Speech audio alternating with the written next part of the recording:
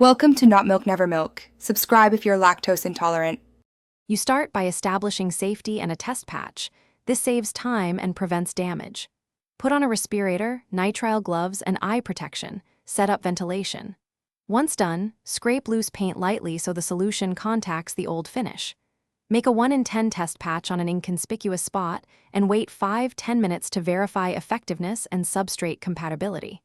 If the test lifts paint cleanly, proceed. If not, stop and reassess product choice or dilution.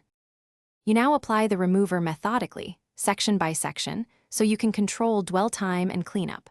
Brush or roller a 2–3 mm wet coat. Avoid feathering thinly or dripping. Then, make sure to allow label-specified dwell time, commonly 10–30 minutes, and for thicker coatings, cover the area with plastic to retain activity.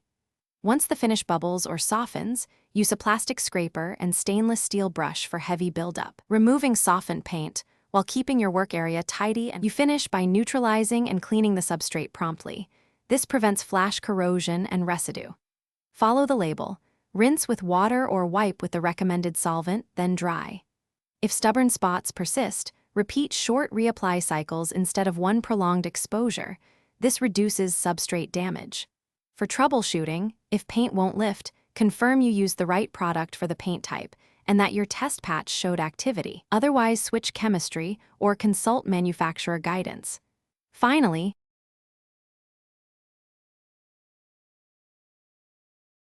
Thanks for watching. If this was helpful, leave a like and consider subscribing. See you next time.